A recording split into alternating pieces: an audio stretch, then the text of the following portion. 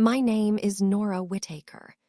I am 31 years old, and on a rainy Wednesday afternoon in Seattle, I sat alone in a glass conference room and listened to 37 voice messages from my family. People I had not spoken to in almost 8 years. Not one message said, "I'm sorry."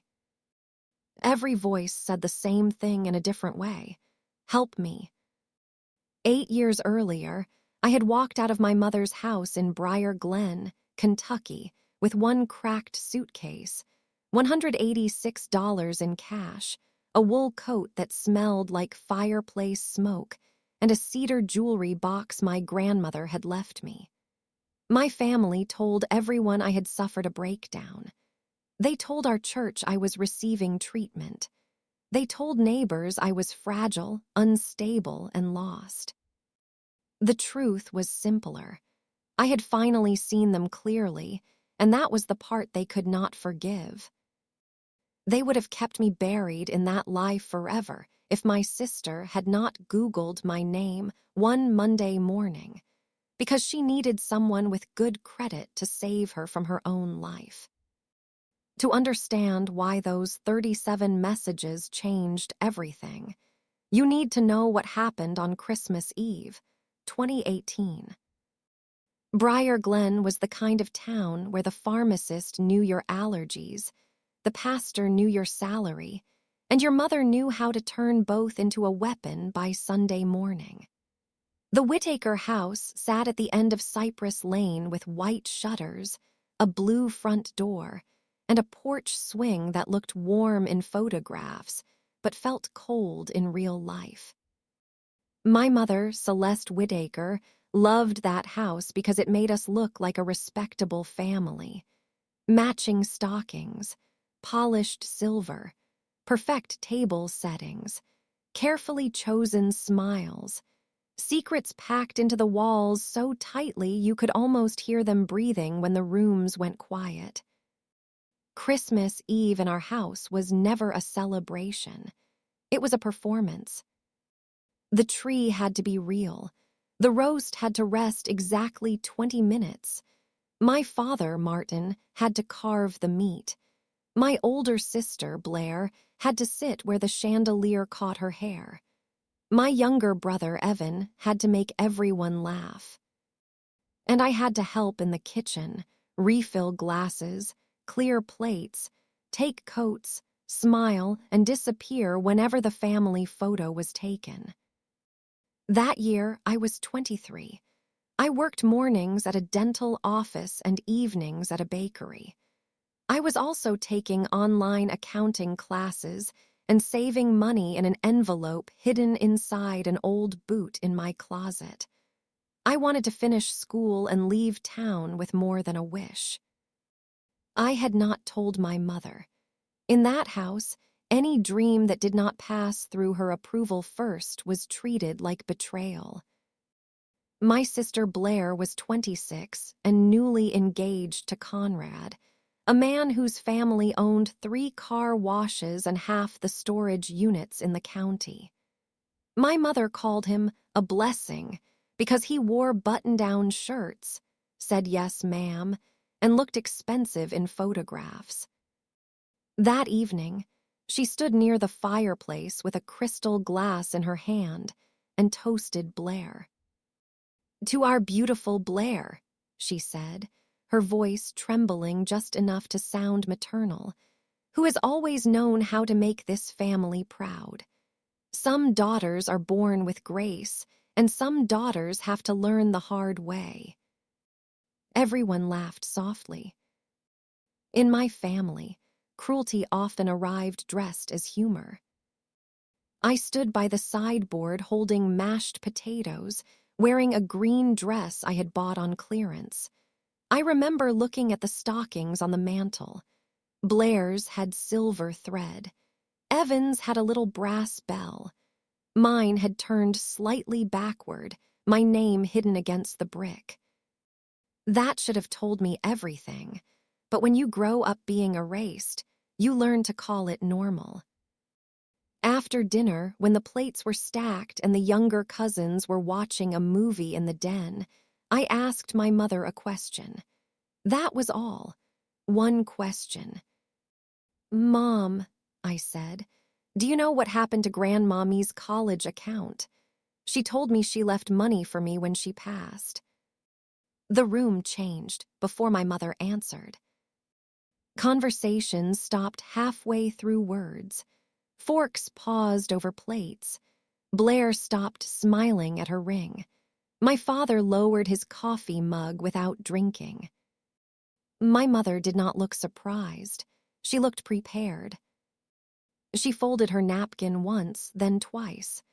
"Nora," she said softly, "not tonight. I'm only asking because Grandma told me there was money for school. You have always had such a talent for making family moments uncomfortable." "I'm not making anything uncomfortable. I just want to know where it went." Blair's face hardened. "Seriously, on Christmas Eve?" My Aunt Lillian touched my arm. "Sweetheart, maybe this isn't the time." That was how my family worked. There was never a time, not Christmas, not birthdays, not after church, not when people were tired, not when people were happy, not when people were grieving. There was no acceptable time to ask why something promised to you had disappeared into someone else's life. My mother lifted her chin. "Your grandmother helped this family in many ways. That money was used where it was needed. It was left for me." "You don't know what you're talking about." But I did. Grandma Me had told me herself the summer before she died. She had sat me at her kitchen table, placed both hands over mine, and said, "There is a little money for you, not much, but enough for a start. It has your name on it. Don't let anyone convince you that you don't deserve a start." I had carried Grandma Me's words like a match in my pocket. That night, I finally struck it. "Where did it go?" I asked again. My mother's eyes flickered toward Blair, and in that tiny movement I understood. The engagement party, the dress deposit, Blair's new apartment, her new car. Everyone had praised how hard she was working, but no one had asked where the money came from. My stomach turned cold. "You used it for Blair." Blair stood so quickly her chair scraped the floor. "You are disgusting." My mother placed a hand on Blair's shoulder as if protecting her from me. "This is exactly what I meant," she said to the room. "Nora has been spiraling for months. She invents accusations. She fixates. She can't let anyone else be happy." There it was, the shift, the moment my question became proof of my instability. I looked at my father. He stared at the carpet. I looked at Evan. He gave a bored little shrug. I looked at Aunt Lillian. She suddenly found something fascinating in her coffee cup. "I'm asking about money Grandma left me," I said, and I heard my voice shake. I hated that because I knew they would use the shaking as evidence. My mother sighed the way she always did when she wanted the room to pity her. "Do you all see what I've been dealing with? The paranoia, the anger. I have tried to protect her dignity." Protect my dignity. People like my mother always claim to protect the thing they are actively destroying. I walked into the kitchen because if I stayed another second, I would either scream or cry, and either one would be entered into the family record as proof. I turned on the faucet and started washing dishes. Scrape, rinse, stack. Scrape, rinse, stack. Through the doorway, I heard Blair whisper, "She ruins everything." Then my mother answered, not quietly enough. Me never understood Nora. She always encouraged that stubborn streak. It's better the money went to someone with a future. Someone with a future. I turned off the water. The whole house seemed to go silent with it. I walked back into the dining room and stood behind my chair. Say that again.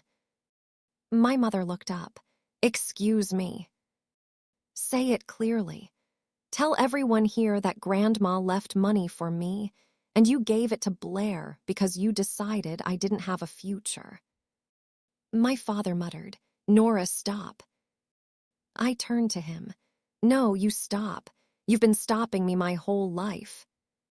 His face went red, not with shame, but with the anger of a weak man whose hiding place had been named. My mother stood. The room belonged to her again because she believed every room did. I will not be attacked in my own home by an ungrateful child. I am not a child. Then stop acting like one.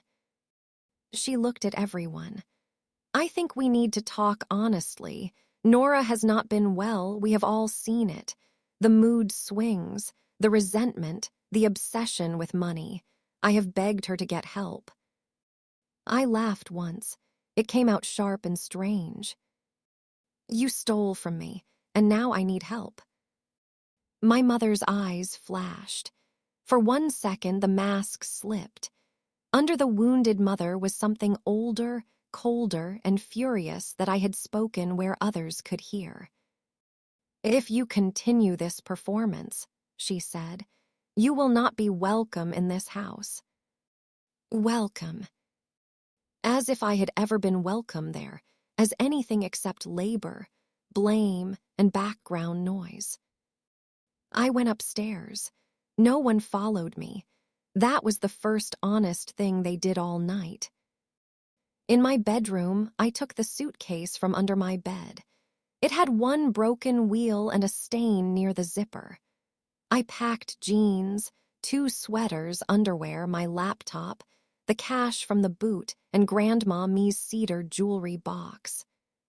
I did not open the box. I had never opened it. I had kept it closed because grief was easier when it had hinges. Before I left the room, I touched the wall near the closet where I had once marked my height every birthday.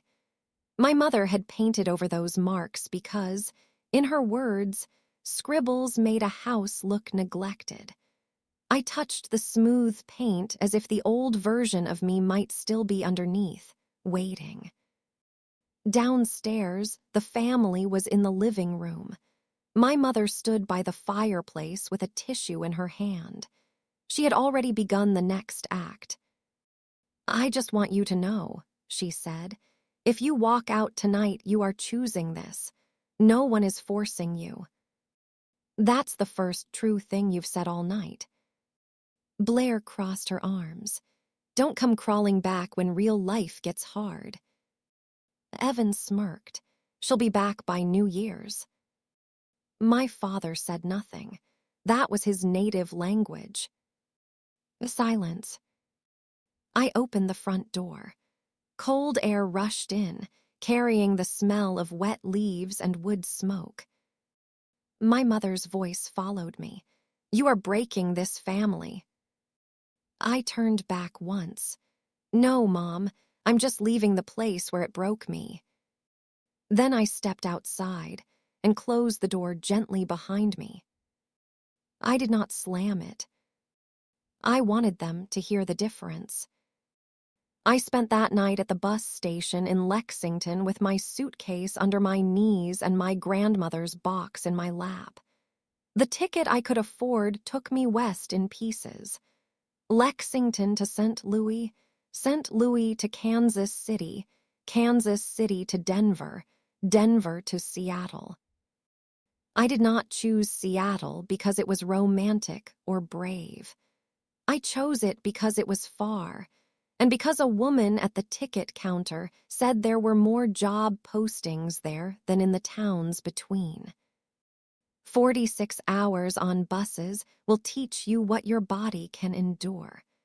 It will also teach you that strangers are not always the danger your family told you they were. Outside St. Louis, a truck driver's wife named Connie gave me a packet of crackers and asked if I was running from a man. I said no. She studied me for a moment and said, "Sometimes mothers count." I cried in a bus bathroom somewhere in Nebraska, one hand pressed over my mouth so no one would hear. My first week in Seattle, I slept in a women's shelter near Capitol Hill. My second week, I rented a bunk in a hostel where the carpet smelled permanently damp. I bought a prepaid phone, changed my number, and made a list in a notebook titled Things I Can Control. Wake up, shower if possible, apply for jobs, eat something, do not call home. That last one was the hardest and the easiest. Hard because leaving does not erase wanting. Easy because I knew what would happen if I called. My mother would either cry or punish me, and both would require me to apologize for bleeding on the floor after she cut me. 2 weeks after arriving, I found work as the front desk assistant at a nonprofit consulting firm called Marlowe Civic Partners. They helped small towns, tribal councils, housing groups, and neighborhood associations apply for grants and manage public development projects. My job was to answer phones, greet clients, scan invoices, schedule meetings, and pretend I was not terrified every time someone asked for my emergency contact. I wrote none on every form. For the first month, I lived like a person made of glass and wire. I smiled at work. I ate oatmeal from paper cups. I washed my clothes in a laundromat where the machines took quarters and the television was always tuned to court shows. On the 28th day, I made the mistake of looking at social media. My cousin had shared a post from my mother. It showed our Christmas tree, the one I had helped decorate hours before leaving. The caption said, "Please pray for our Nora. She is going through a painful season, and we are trusting God to bring her back to health and humility. We love her. Our door remains open." Health and humility. Blair commented with a white heart. Evan wrote, "Some people choose chaos." I deleted every account I could access and turned my phone off for the night. That was the night I learned something no one had warned me about. When you leave a family system built on lies, the lies do not stop. They continue without you. They grow in the space where your defense would have been. They become community property. You cannot chase every whisper. You cannot correct every version. You either spend your life trying to edit their script or you start writing your own. I chose the second, but choice does not make pain polite. The first year in Seattle was not inspiring. It was hunger, bus transfers in the dark, checking my bank balance before buying bananas, sleeping on the bathroom floor with a fever because I had no one to call, watching coworkers receive flowers on their birthdays and pretending I did not know what day mine was. But it was also quiet. The first time I woke up in a rented room and did not immediately hear my mother's voice in my head, I thought something was wrong. I lay still, waiting for the usual narration. Lazy, selfish, dramatic, too sensitive, not enough. The voice did not come. Or maybe it came from farther away. At Marlowe Civic Partners, my boss, Miriam Vale, noticed me because I could not leave chaos alone.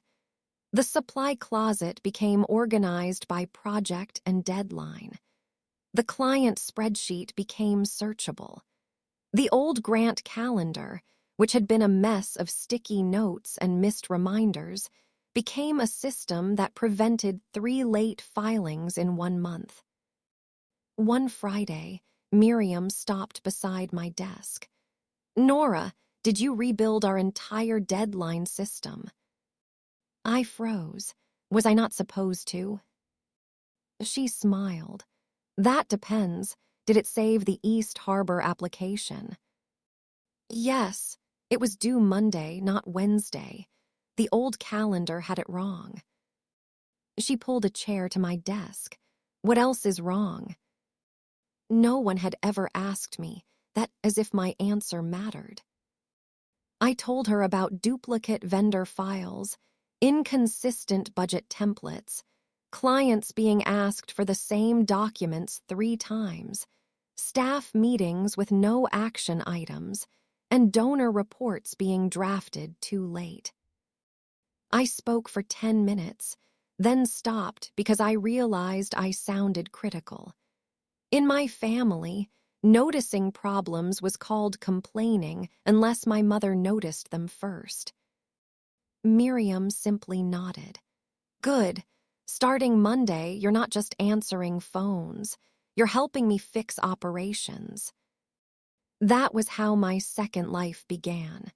Not with revenge, not with applause, with a spreadsheet and a woman who knew talent could look like trauma before someone gave it a safer place to stand. Over the next 2 years, I moved from front desk assistant to operations coordinator, then project associate.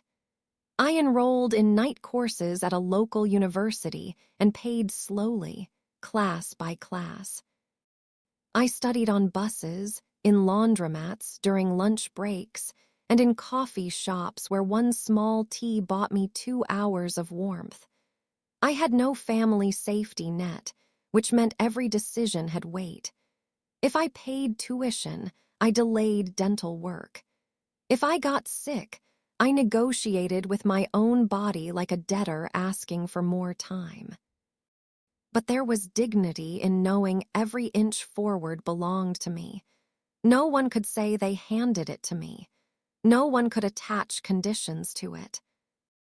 In year 3, Marlowe landed a major regional contract.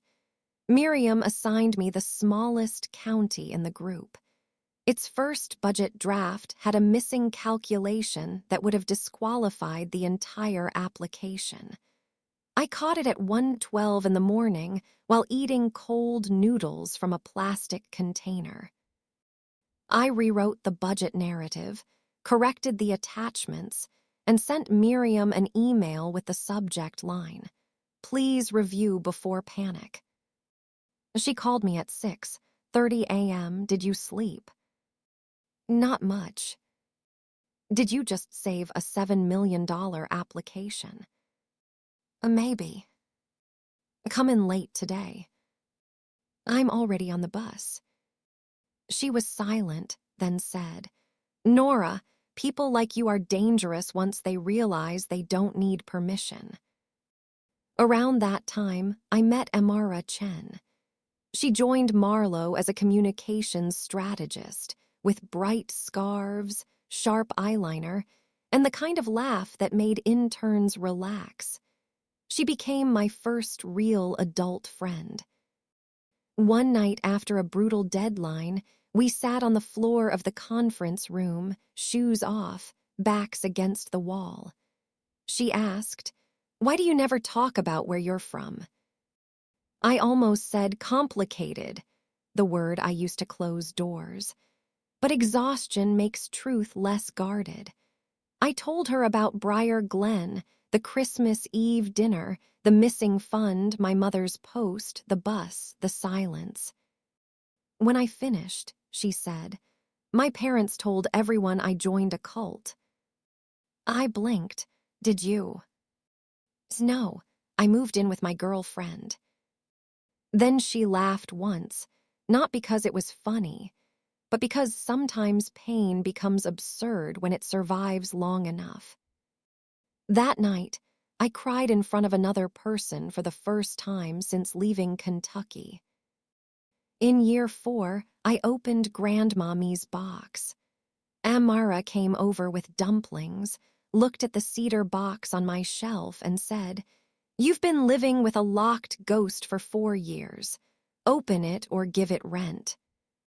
So I opened it. Inside were a string of pearls, a folded handkerchief, a photograph of me at 7 years old in Grandma Me's garden, and a letter with my name written on the front. I unfolded Grandma Me's letter with both hands. "My dear girl, if you are reading this, then either I am gone or you have finally found the courage to choose your own life. I hope it is the second, even if it took the first to get you there.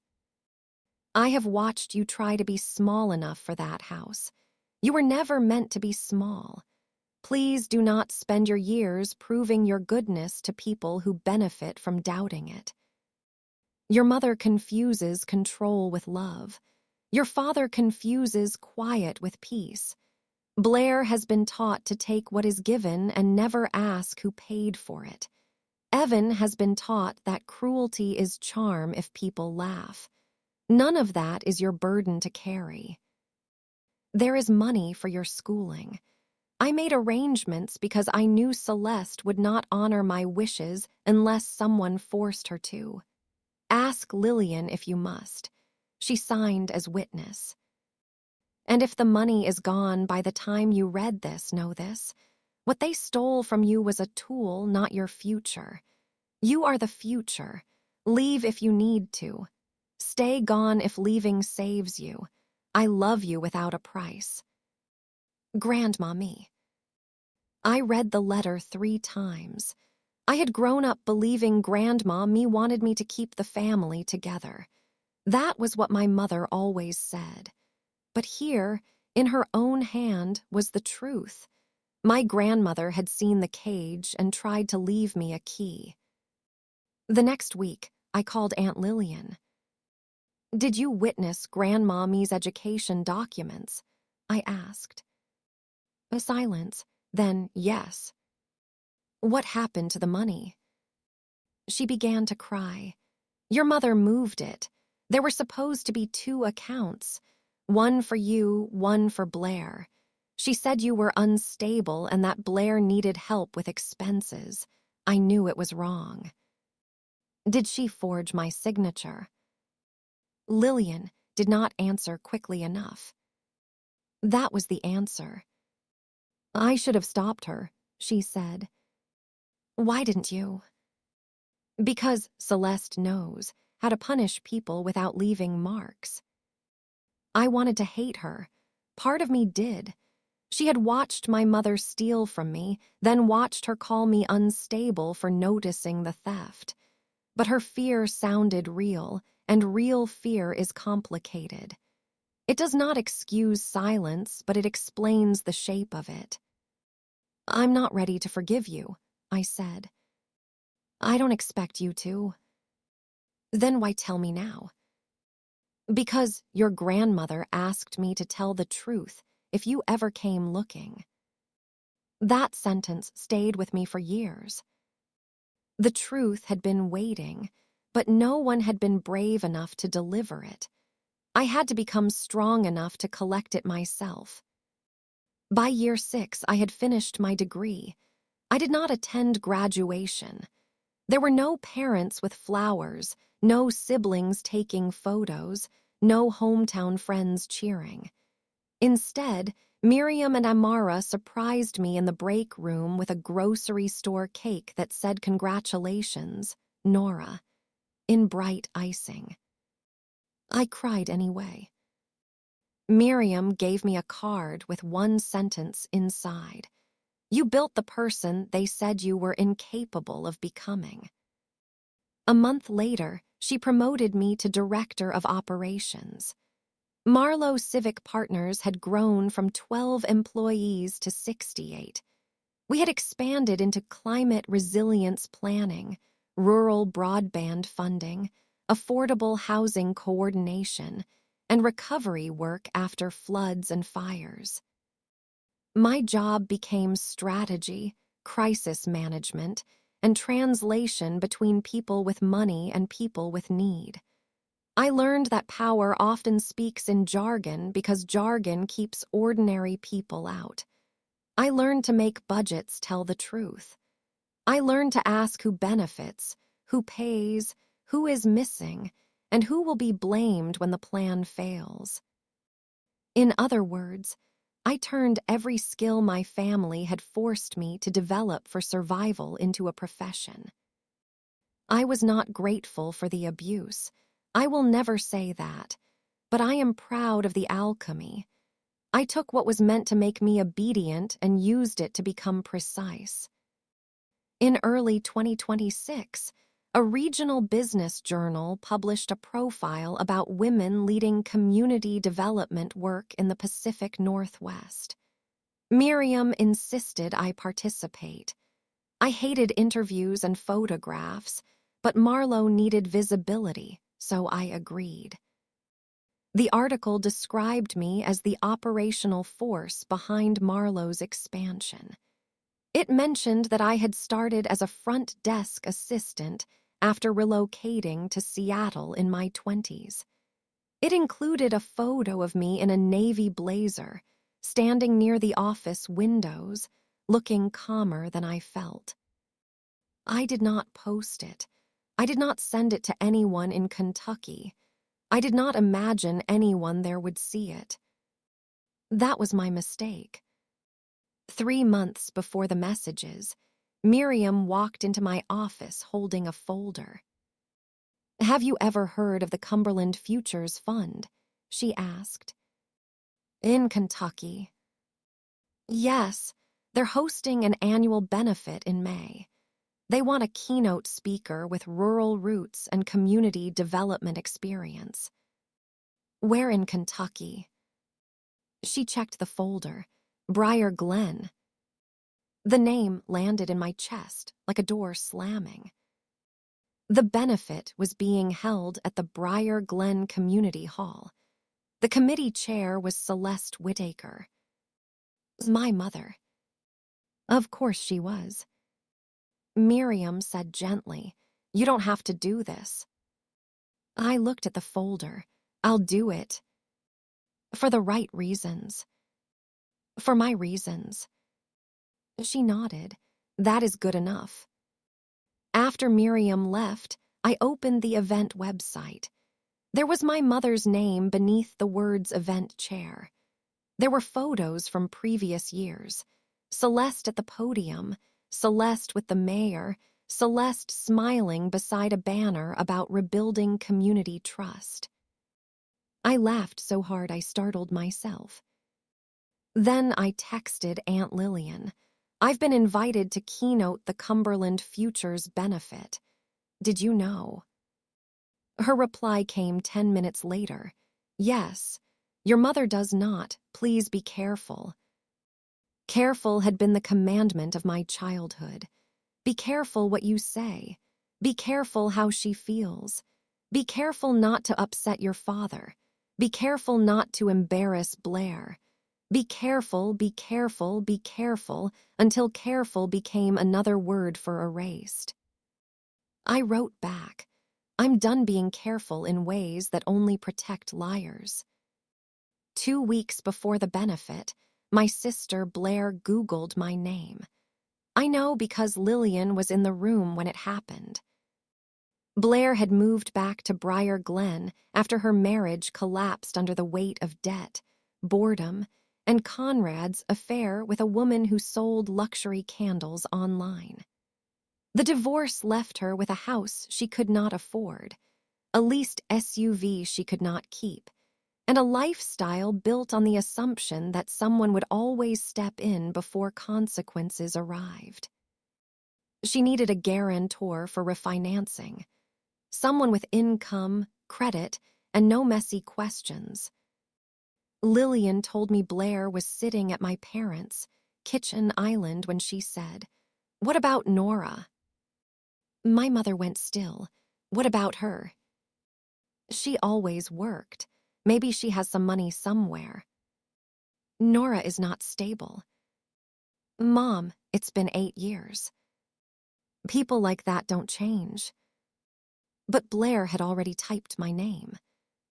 First result, my professional profile. Second, the business journal article. Third, a conference panel.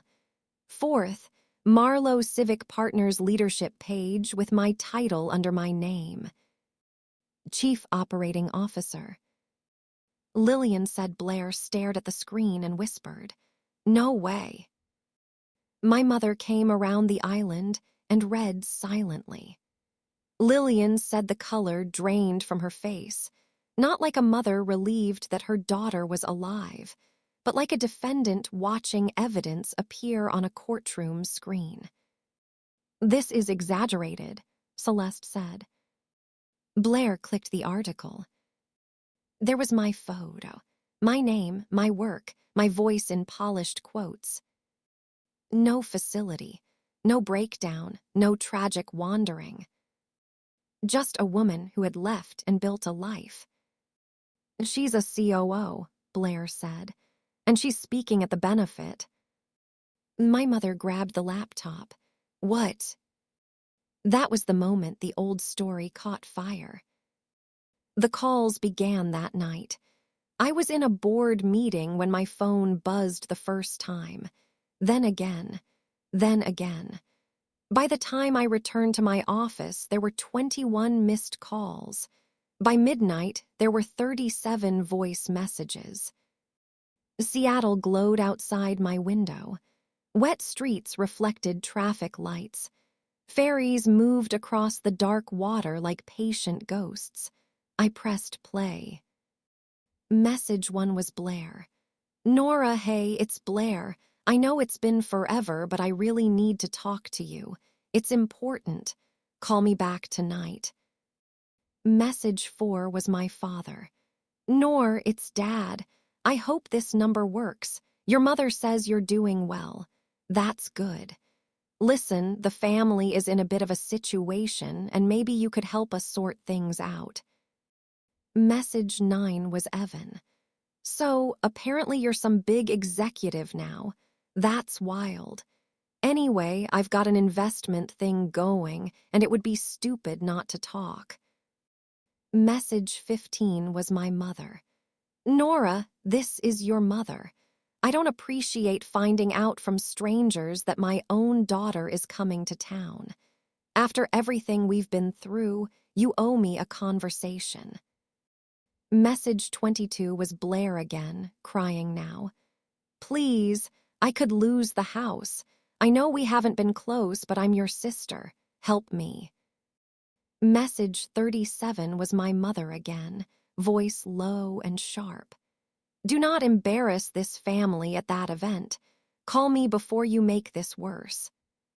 I listened to every message, every pause, every sigh, every attempt to sound wounded, casual, entitled, desperate. For 8 years, some foolish child part of me had imagined a different universe.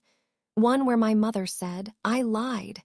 One where my father said, "I should have protected you." One where Blair said, "I knew the money was yours." One where Evan said, "I made it worse because it was easier than being kind." I did not get that universe. I got 37 variations of help me. The next morning, I called Amara. "They found me," I said. "What did they want?" "Money, mostly. Control, definitely." "Any apologies?" "Not even by accident." She exhaled. "What are you going to do?" I looked at my calendar. The Briar Glen benefit was 13 days away. My job. And after that. Still my job. "Good," she said. "Let their emergency remain theirs." That sentence carried me through the next week. Let their emergency remain theirs. It sounds simple until you were raised to believe every family crisis is a summons and your attendance is mandatory. My mother sent an email to my work, addressed 2 days later. Nora, I am deeply hurt by your silence. You disappeared for 8 years and left us to answer questions, to worry, to defend you. I told people only what I had to tell them to preserve your reputation. Now your sister is in trouble, and you cannot even return a call. Success means nothing if you forget the people who raised you. I saved it. I did not respond. Blair sent a LinkedIn message asking me to guarantee her loan. Evan posted publicly about people who get fancy jobs and forget who fed them. I screenshotted everything, not for revenge, for memory, because when you are trained to doubt yourself, evidence matters. 3 days before the benefit, Lillian called. "They know you're still coming," she said. "Your mother is telling people she hopes the reunion will be healing." I nearly dropped my coffee. Healing. She wants to greet you on stage if she can. Make it look like a family moment. Of course she did. My mother never wasted an audience. After we hung up, I changed the final section of my speech. Not to attack her. That would have been too easy and too useful to her. I changed it to tell the truth without needing her name. On May 14th, 2026, I flew into Louisville and drove 2 hours through green hills, horse fences, Baptist churches, and gas stations advertising boiled peanuts.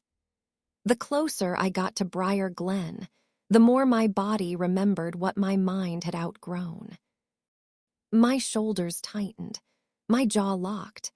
Every road sign felt like a hand reaching backward. Briar Glen looked almost exactly the same. That was the insult of it. The diner still had red vinyl booths. The hardware store still displayed wind chimes. First Grace Church still stood at the corner of Ash and Main. For 8 years, I had become another person, and Briar Glen had barely changed its curtains. The community hall was decorated with white lights, blue ribbons, silent auction tables, and a banner that read "Building Tomorrow Together." 250 people had bought tickets.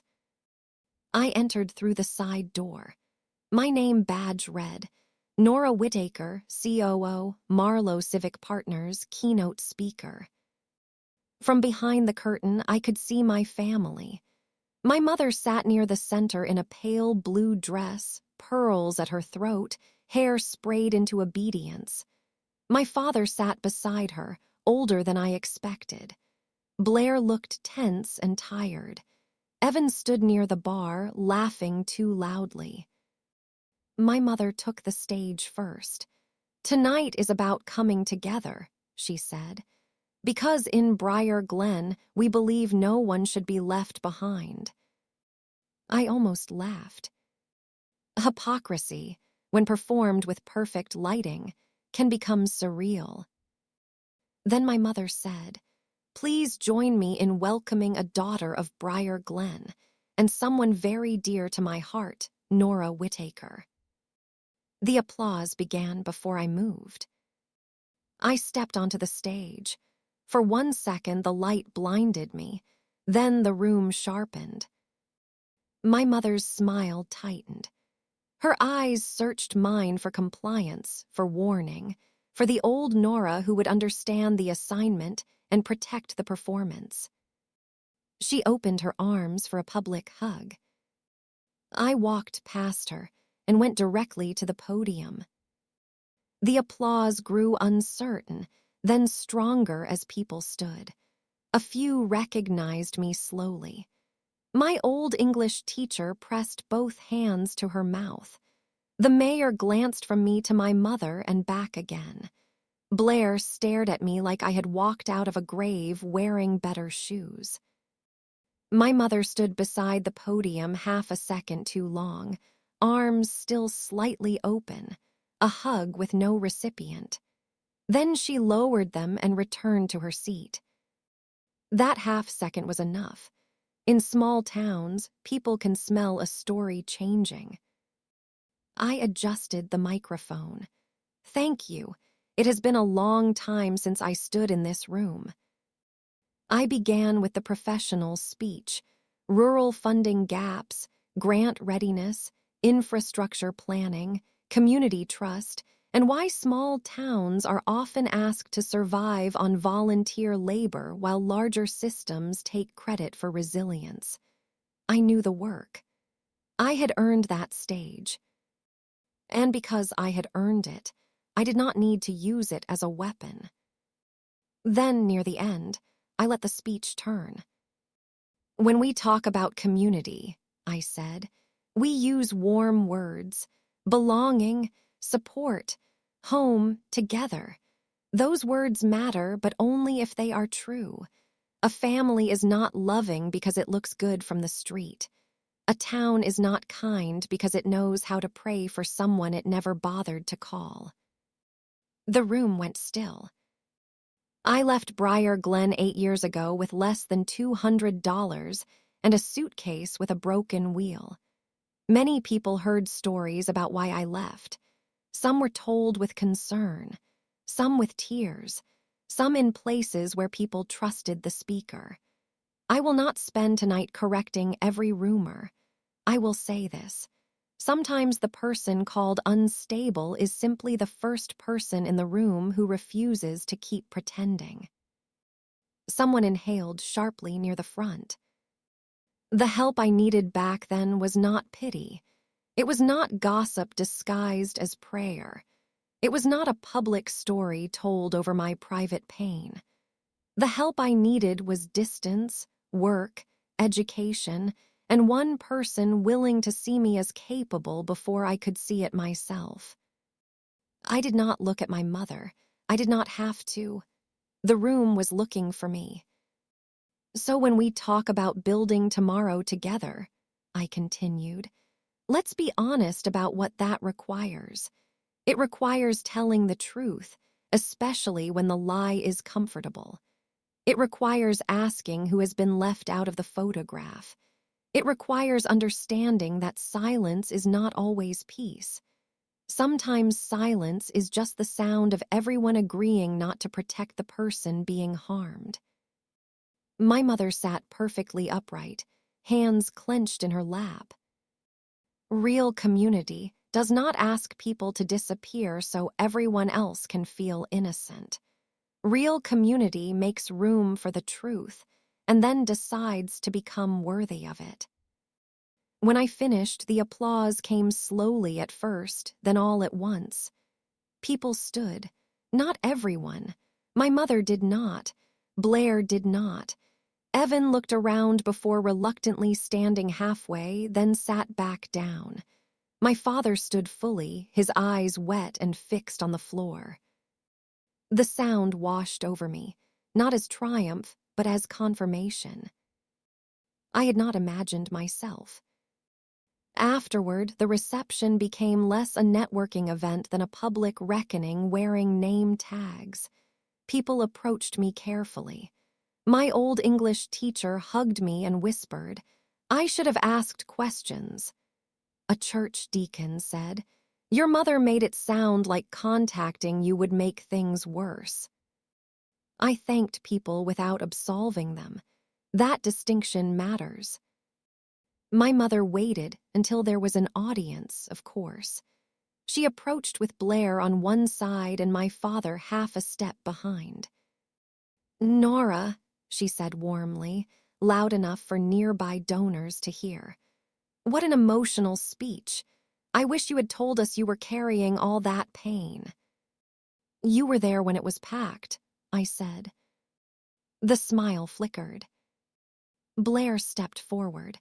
"Can we not do this in public? You all called me 37 times in 24 hours. Privacy did not seem important then." My mother lowered her voice. "You humiliated me tonight." "I described harm without naming you. If you feel identified by it, that is between you and your conscience." Evan scoffed. "Seattle made you arrogant." No, Seattle made me unavailable for abuse. Blair's eyes filled with angry tears. I'm losing my house. I heard. And you don't care. I care that you are scared. I do not accept responsibility for fixing it. She stared as if I had spoken another language. In my family, caring and rescuing had always been treated as the same thing. My father cleared his throat.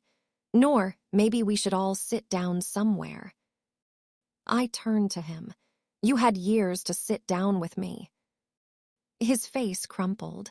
I know. That was the first time in my life my father had not defended his silence. My mother reached for my hand. I moved it before she touched me. After everything I did for you, she said. There it was, the anthem of controlling parents everywhere. Food becomes debt. Shelter becomes leverage. Birth itself becomes a bill you spend your life failing to pay. You raised me in a house where love had witnesses and cruelty had privacy, I said. I am no longer confused by that. Then I walked away. That night, in a hotel room in Louisville, I wrote one email to my mother, my father, Blair, and Evan. I listened to every message. My answer is no. I will not guarantee a loan. I will not send money. I will not invest in a business idea. I will not participate in a public performance of reconciliation. If any of you want a relationship with me, it begins with truth, not vague regret, not family is complicated. Truth. Grandma me left money for my education. It was taken. I was called unstable for asking about it. After I left, false stories were told about my mental health and whereabouts. Those stories protected your reputations at the expense of mine. Until those facts can be acknowledged plainly, there is nothing to discuss. I wish you no harm. I also will not save you from consequences you helped create. I pressed send and slept for 9 hours. In Briar Glen, the fallout began immediately. The story my mother had built did not collapse all at once. It cracked in stages. First confusion, then comparison, then memory, then shame. The woman who had spent years enjoying the role of wounded saint suddenly found people asking questions she could not answer. My mother stepped back from committees.